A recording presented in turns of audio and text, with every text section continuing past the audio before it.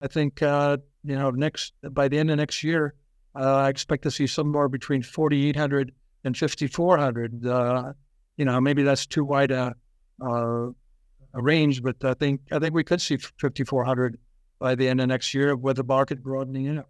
The debate rages on as to whether or not the economy will enter a soft landing or a hard one, or no recession at all. We'll be discussing this with Ed Yardeni. He is a president of Yardeni Research. Previously, he served as chief investment strategist of Oak Associates Prudential Equity Group and Deutsche Bank's U.S. Equities Division. He's held positions at the Federal Reserve Board of Governors and the U.S. Treasury Department, as well as economist with the New York Fed.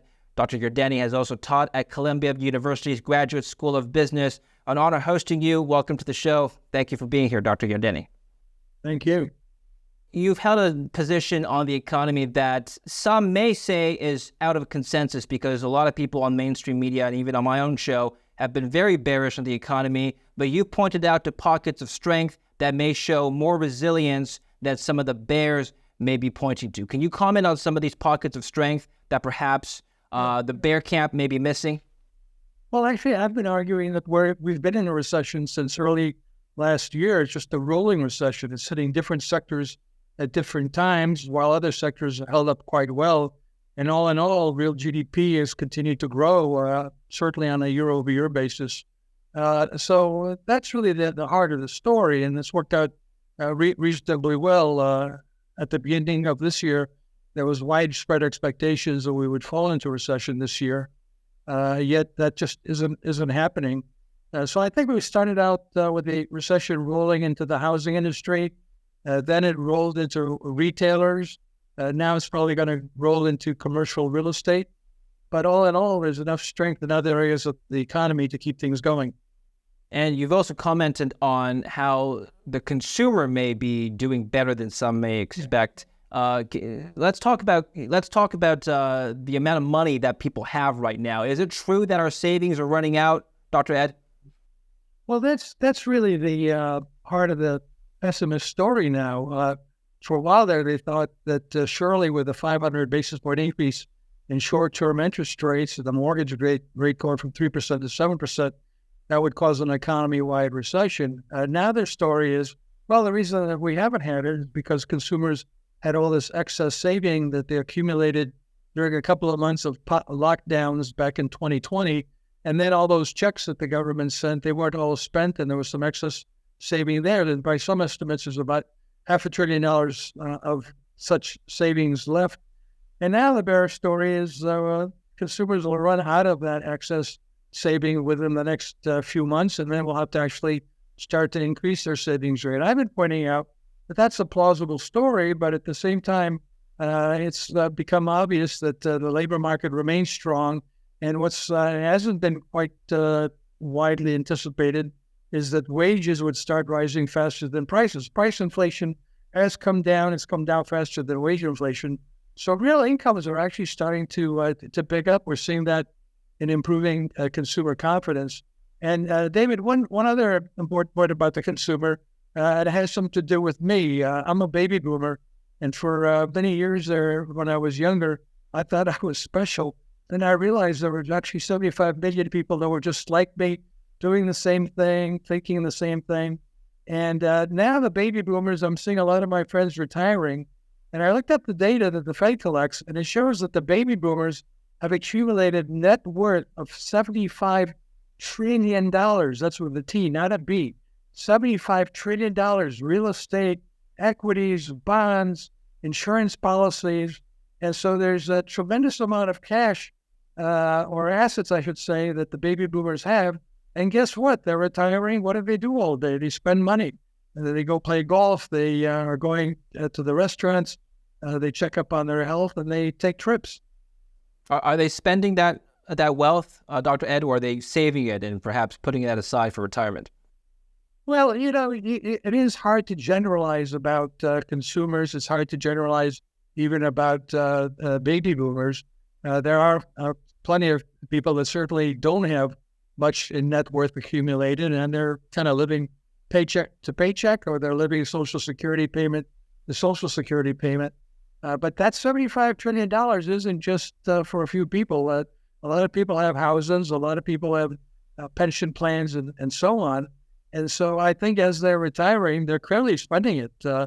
And not only are they spending some of their net worth, but some of their net worth, a lot of their net worth is generating interest income, dividend income, and they're getting Social Security on top of everything else. How would you respond to the argument that personal consumer debt has risen to all-time highs, in particular credit cards, personal lines of credit, and of course, with interest rates going up, that's going to eat away at consumers' margins? Yeah, well, look, there's always the other side to the story, and it's a question of the extent to the probabilities you put on these stories and having an impact on the consumer and consumer spending, and therefore on the economy. It is true that consumer credit is an all-time record high. A lot of that is student loans, and we know that's a special problem. And there's some anxiety that as the student loans become active again, in other words, as the borrowers have to start paying on that debt again, that could weaken consumer spending. But consumer credit is a fairly small component of overall consumption spending. So I've never seen that variable has been useful in forecasting a recession. It can make a recession worse if one starts, but at this point, I don't see it. I want to comment on the labor market now. Isn't this a chicken and an egg problem? Like, what needs to come first? Rising unemployment or declining consumer confidence? Mm-hmm. Well, we have had declining consumer confidence for a while here, and yet the consumers continue to spend. I often sort of half kid around that Americans are amazing. When we're happy, we spend money. When we're depressed, we spend more if we can find it. And certainly with those checks that were sent by the government, the pandemic relief checks, with the excess savings that's accumulated, and with real incomes going up, consumers have the wherewithal. And now we're seeing that their confidence is improving. Look, at the end of the day, this still is a consumer-led economy, and to get a recession, consumers have to retrench, and they're not showing much signs of that. They have pivoted away from buying merchandise goods at the retailers because they bought so many coming out of the pandemic, and now they're spending much more on services. So I don't see at this point much sign that the consumer is going to retrench, and certainly the labor market remains strong with almost 10 million job openings. Or 1.6 job openings for every unemployed person. So no, I don't think the labor market's going to be the source of the recession, not at this point. But are you seeing any signs of a deterioration of the labor market at this point? Well, look, we're seeing some modest uptick in jobless claims, the weekly data, but it's still at a level that's consistent with an economy that's growing. It's somewhere between 200,000 and 250,000 per week. Typically, you have to see this thing going up to 350, 400,000 to be concerned that the labor market is falling apart. And we do get data on job openings, and they remain extremely high. They've come down some. Maybe people are quitting a little bit less, but so maybe turnover is slowing down in the labor market. But no, at this point, I don't see any real significant, serious evidence that we've got a problem in the labor market. Interesting. Now, turning to inflation, all throughout last year when inflation was still higher than today's rate of inflation, people were telling me, Dr. Ed, that we would need to see outright recession or a contraction in real GDP before we see a decline of the inflation rate towards the Fed's 2% core PCE target. Does that need to happen? Do we need to see a recession for inflation to come back down? I don't think so. If you look at the history of the CPI on a year-over-year basis, we have data back to the early 20s, and there is a coincidence between inflation going up and then a recession occurring and bringing inflation down. So the historical record does suggest that the only way to bring inflation down is with a recession. We had one important exception after World War II. The soldiers came back home. There was a tremendous demand to move into houses and buy appliances and cars, and the industry was still kind of geared up for wartime, and it took them a while to make consumer durable. So we did have an inflation problem in the 40s following World War II, but it corrected very, very quickly. just because something has been so consistent doesn't necessarily mean that things haven't changed. And in the current situation, I think what we have to recognize is a lot of the inflation has in fact been related to the pandemic. The pandemic created all kinds of shockwaves, including excess stimulus by the excessive stimulus by fiscal and monetary policies that led to this buying binge. Once the lockdowns were over, consumers couldn't buy services because they were still under restrictions, social distancing restrictions, so they bought goods. And we just had a tremendous surge in goods inflation. And then they also tried to buy houses, and home prices had gone up. And there's a shortage of housing, so they stayed put with rent. And rent inflation went up, but now that's coming down. So I think it's going to turn out that a lot of inflation, in fact, is going to prove to be fairly transitory related to the shockwaves of the pandemic. And I think it's already been coming down really quite significantly. No, I don't think we're going to need a recession this time around to bring inflation down. Though, again, the pessimists have history on their side if you just look at a simple chart. Well, if you take a look at headline CPI, that's been coming down. The latest reading was 3%. But stripping away food and energy, Dr. Ed, if you take a look at the core PCE, the Fed's preferred measure of inflation, that's still sticky around 4.6% for several months now. Why has that number been sticky, whereas headline CPI has come down? Well, food and energy inflation, which do matter, have come down a lot. But so have we've also seen that inflation for consumer durable goods, not just the non-durables, food and energy are non-durables.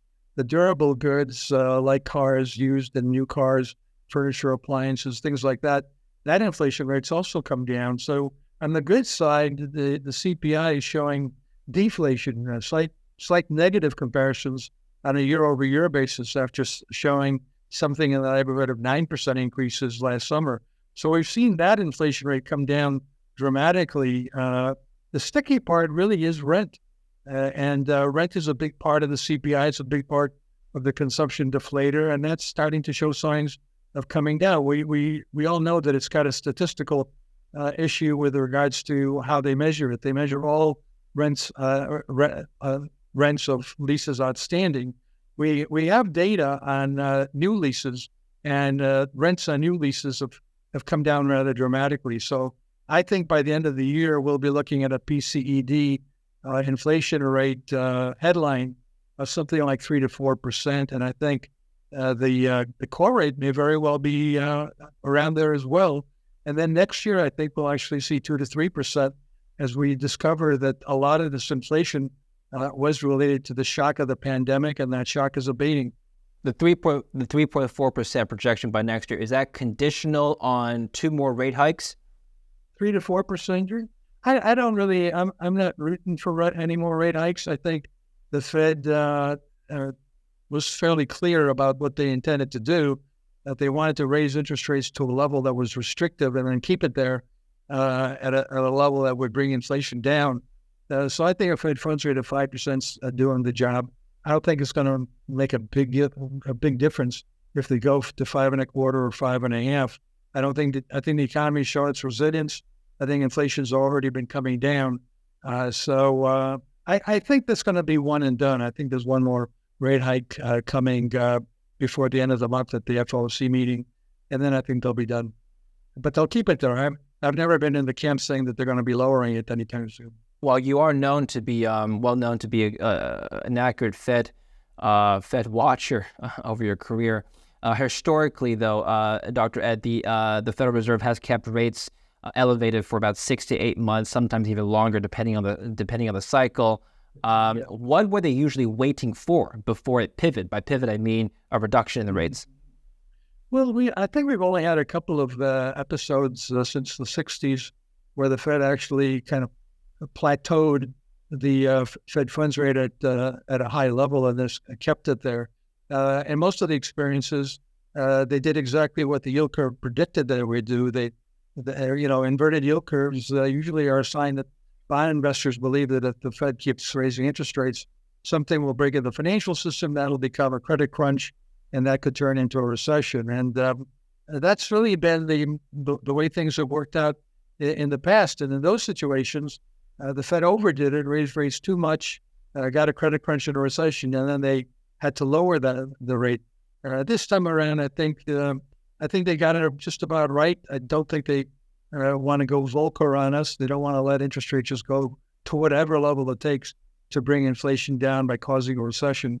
And so I think to the extent that we continue to have inflation numbers that are going in the right direction, I think they're not going to ease off, but they're not going to raise interest rates, and they'll leave them at this restrictive level for a while. I'll give you one more bear argument. The bears have argued that Fed Chair Powell doesn't want to repeat Fed Chair Arthur Burns' mistakes, which is to let inflation run rampant. In fact, Powell has compared himself to Volcker a couple of times. He is a aspiring Volcker. And so he is committed to fighting inflation. He will do whatever it takes to bring PCE, core PCE, down to 2%, even if it means raising rates until something breaks, is the bear argument. How would you respond to that? Yeah, well, look, I mean, that argument is partly worked out already, right? We had a banking crisis in March, and the Fed responded very, very quickly to it by creating a liquidity facility for the banks. So the financial crisis did not turn into a credit crunch, and therefore it didn't cause a recession. I would say that it is true that the Fed Chair Powell has indicated a few times that he admired Paul Volcker for his stand-up towards the inflation problem and his willingness to cause a pretty severe recession to bring it down. But Powell has also mentioned that he thinks that the Fed can get this done without a significant recession or any recession at all. And I think he's watching the same variables that you and I are watching. Everybody's watching inflation. If inflation at these levels continues to moderate, he's going to conclude that it's restrictive enough, and they've done their job. I hope he doesn't declare mission accomplished, because that would be a jinx. But I think for all practical purposes, the Fed actually might get this right. We have a few more minutes left. Well, let's turn to the corporate side, and then finally your asset allocation. I was reading a report by S&P Global Market Intelligence, and they've reported that year to date, we've seen the highest number of corporate bankruptcies since 2010. And in fact, it's ticked up in May. This is a trend that is concerning for some people. Is it concerning for you? Is it indicative of a larger mass bankruptcies wave? Yeah, I'm concerned about it, but I think it's important to recognize that in the United States, the capital markets really have taken on more and more of the risk in the credit markets. The banks seem to be in pretty good shape. They haven't exposed themselves to the kind of risk they did in the past. I will say that small banks do have an exposure to commercial real estate loans, but they're not all office buildings. There's warehouses, there's hotels, and it's not that all credit is going to go bad in real estate. But there are going to be losses in the commercial real estate, particularly office buildings. And a lot of those losses are going to be portfolio losses in institutional portfolios. So I think it'll represent a significant haircut for some rates of return. But I don't think it's the kind of event that's just going to shut off credit to the economy, broadly speaking. I do watch the weekly data that the Fed provides, weekly loans, and we're still seeing that those loans are at an all-time record high. What are your views on the stock markets? Do you think the S&P 500 is fairly valued right now? Well, in the old days, it's fairly valued really meant a forward PE of 15. And now for the S&P 500, we have a forward PE of 19.5. It hadn't gotten down to 15 on October 12th, but I think that was the low for the stock market, bear market.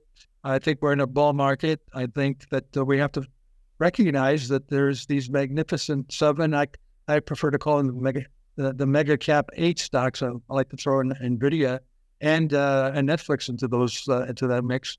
And when you do that, those stocks have a 30 forward PE. Are they worth 30? Apparently so. Investors have marked up their valuation levels quite a bit. So I think we have to factor in that over a quarter of the S&P 500 is in these stocks, and they do have a very high PE. So I would say that there's a potential for the market to go still higher. I think by the end of next year, I expect to see somewhere between 4,800 and 5,400. Maybe that's too wide a range, but I think we could see 5,400 by the end of next year with the market broadening out. And what's your base case assumption for economic growth in order to reach that target? Well, I think kind of what we've seen the economy deliver around 2% growth on a year-over-year basis. But perhaps in another discussion for the two of us, we can discuss my roaring 2020s idea that, now that we've had all these terrible things happen the past few years, we may start to see more and more of what I call the roaring 2020s, where technological innovations boost productivity and prosperity the way they did in the 1920s. All right. Well, yeah, certainly a discussion for another time. Happy to orchestrate that. So bottom line, to answer my earlier first question in my introduction, hard landing, soft landing, no recession at all. What's your take for the next year? I've been in the soft landing, rolling recession camp since the beginning of last year, and it still looks that way. And your preferred sectors in the S&P 500? Well, I do still like technology. I think all companies are technology companies. If you don't make technology, you've got to use technology to increase your productivity because there are labor shortages out there. The structural, I like financials. They got beat up with the regional banking crisis back in March, but I think they're making a comeback. Energy is relatively cheap and materials are relatively cheap in an environment where I see the global economy picking up. Finally, Dr. Ed, where can we follow your work, learn more from your research? Well, we've created about a year ago a new product for individual investors, and you can find it at www.YardeniQuickTakes.com, all one word. So YardeniQuickTakes.com. YardeniQuickTakes.com. We'll put that in the description down below. Thank you very much, Dr. Ed. Appreciate you spending time to educate us. We'll speak again soon. My pleasure. Thank you. Thank you for watching. Don't forget to subscribe.